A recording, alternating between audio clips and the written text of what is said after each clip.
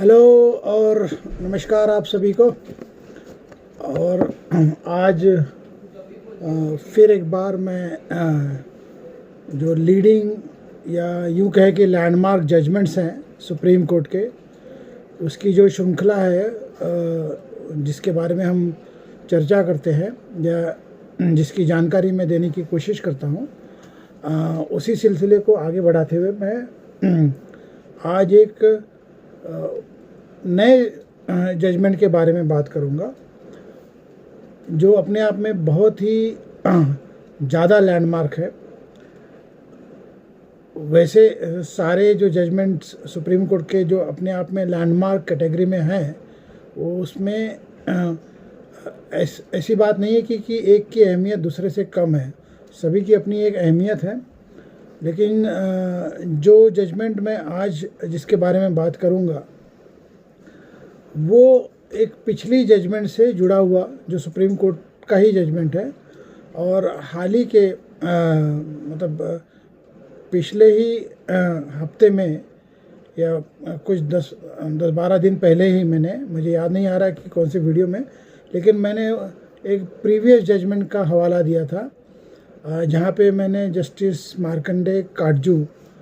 और मिर्ज़ा गालिब की वो नज़्म जिसके बारे में जिक्र किया था। इशू था पैसिव एथुनेसिया का। एक्टिव एथुनेसिया जो है, एथुनेसिया वो सरे से खारिज कर दिया था सुप्रीम कोर्ट ने,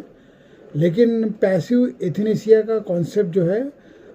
विद गाइडलाइंस वो जारी रखा था जस्टिस मार्कंडे काटजू की उस जजमेंट ने,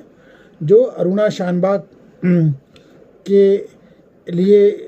जो जर्नलिस्ट पिंकी वीरानी की पिटीशन थी,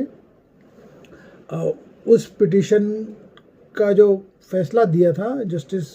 मार्कंडे काटजू ने 2011 में, उसमें पैसिव एथुनेसिया अलाउ किया था। लेकिन क्योंकि वो पिटीशन जो थी वो पिंकी वीरानी की थी, नियरेस्ट रिलेटिव्स जो है अरुणा शानबाग की तरफ से कोई पिटीशन नहीं था, इसलिए उनके सिलसिले में जो पैसिव एथुनेसिया का जो इशू था उनके हवाले से उनके लिए वो सही नहीं पाया गया, क्योंकि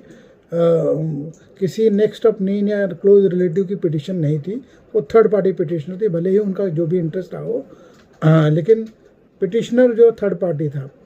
तो इस लिहाज से वो पिटिशन तो रिजेक्ट हुई थी, लेकिन पैसिव एथुनेसिया की एक गाइडलाइंस फ्रेम हो चुकी थी जिसका मैंने जिक्र ऑलरेडी किया हुआ है। अब उसके बाद जो पिछली वीडियो में मेरे से वो बात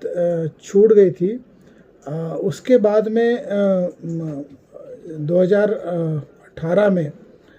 सेंटर फॉर जस्टिस जो एनजीओ है, उन्होंने उनकी पिटीशन जो है पैसिव एथुनेसिया राइट टू डाई, ये लार्ज बेंच को रिफ़र की थी। हालांकि गवर्नमेंट का ऑब्जेक्शन वगैरह था कि भाई इसमें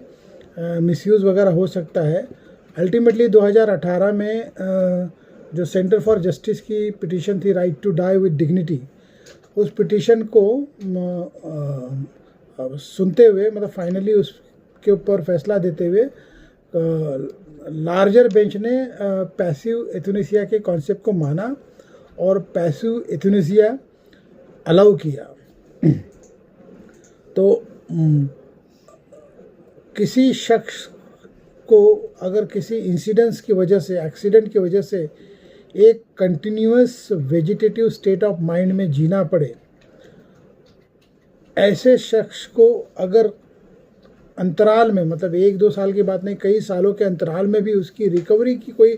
गुंजाइश नहीं है। हालांकि मेडिकल ट्रीटमेंट उसका राइट बनता है, लेकिन उस मेडिकल ट्रीटमेंट के बावजूद भी अगर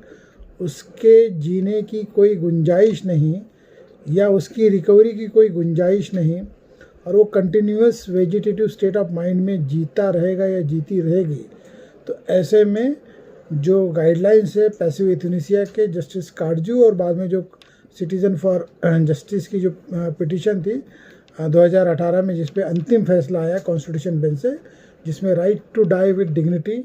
ये अलाउ किया गया। तो आज एक हालांकि ये जो जजमेंट जिसकी मैं बात कर रहा हूँ वो मेरे 162 जजमेंट जो लैंडमार्क जजमेंट्स है उसके रेफरेंस में नहीं था ये, क्योंकि फ़ैसला जो है आज ही आया है सुप्रीम कोर्ट से और ये आज मीडिया में चर्चा का विषय था। अगर बहुत ज़्यादा चर्चा का विषय ना भी रहा हो तो एटलीस्ट मीडिया में इस चीज़ को ज़रूर एक स्पेस मिला। अभी आज की तारीख में तो जो बहुत ज़्यादा मीडिया का अटेंशन है वो तो वेस्ट एशिया के वार के मसले को लेकर है, तो इस लिहाज से शायद ये टेलीविज़न चैनल पे इस अहम फैसले के बारे में कोई ज़्यादा डिस्कशन ना हुआ हो, लेकिन प्रिंट मीडिया में और डिजिटल प्लेटफॉर्म में इसके बारे में चर्चा हुई है, उसको डिस्कशन में लाया गया, इसको एक बाकायदा स्पेस मिली है उस डोमेन में। तो आज जो फैसला था अंततः हरीश राणा 13 साल पहले पंजाब के मेडिकल इंस्टीट्यूट में वो रह रहा था और वो अनफॉर्चुनेटली किसी वजह से वो एक अनफॉर्चुनेट एक्सीडेंट का विक्टिम होता है और उसके बाद में उसकी ट्रीटमेंट चलती है और वो लगातार 13 सालों से ट्रीटमेंट के बावजूद उस वक्त जब उसकी उम्र 20 साल की थी, आज 33 साल के आसपास है, 33 या 34 साल की, 13 या 14 साल के अंतराल में भी वो जो यंग शख्स है continuous vegetative state of mind में है, मतलब वो जिंदा तो है लेकिन एक वेजिटेबल की तरह है और उसकी ट्रीटमेंट कंटिन्यूसली बाकायदा हॉस्पिटल के नामचीन डॉक्टरों के देखरेख में हो रही है। ऐसे में जो है उसके जो फैमिली मेम्बर्स हैं, पेरेंट्स खास करके, वो सुप्रीम कोर्ट में गुहार लगाते हैं और right to die with dignity, right to die with dignity by adopting a passive एथनेसिया,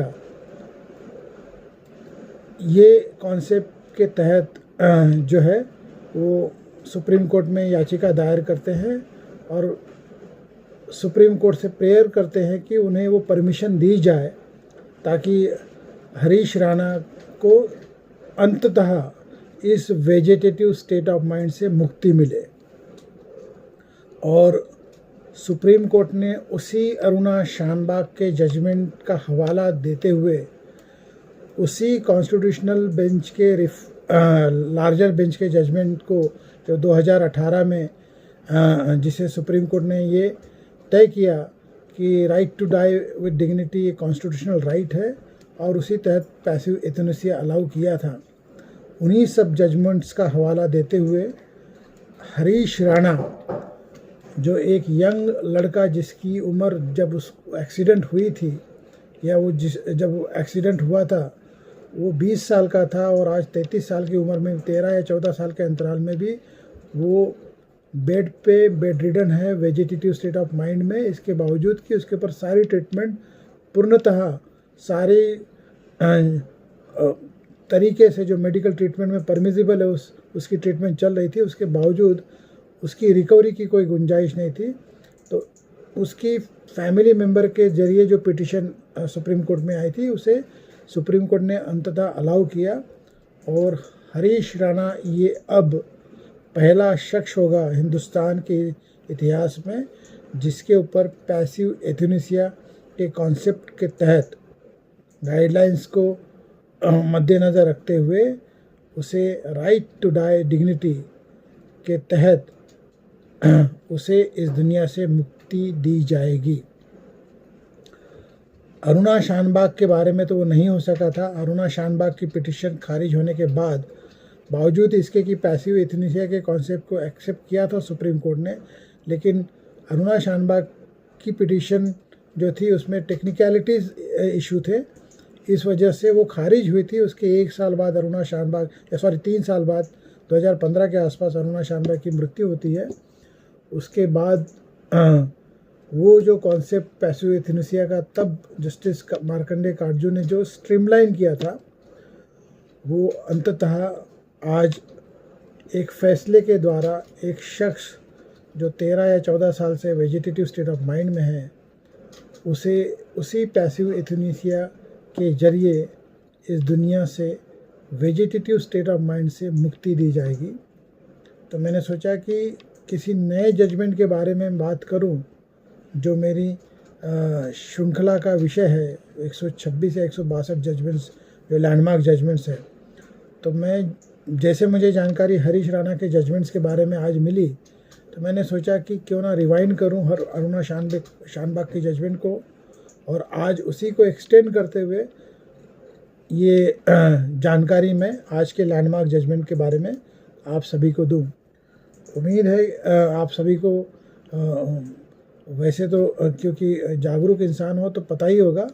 लेकिन फिर भी मेरी कोशिश थी कि आप सभी के सामने मैं इस जजमेंट की जानकारी दूं। तो इसी लिहाज से ये वीडियो मैंने आज बनाया, और आज के लिए इतना ही। फिर मिलेंगे अगले वीडियो में ऐसे ही नए जजमेंट के बारे में डिस्कस करते हुए। तब तक के लिए आप सभी से विदा। Thank you, have a nice day, be safe, play safe. दुनिया में जंग हो रही है, हमारा कोई कंट्रोल नहीं है। Thank you, have a nice day.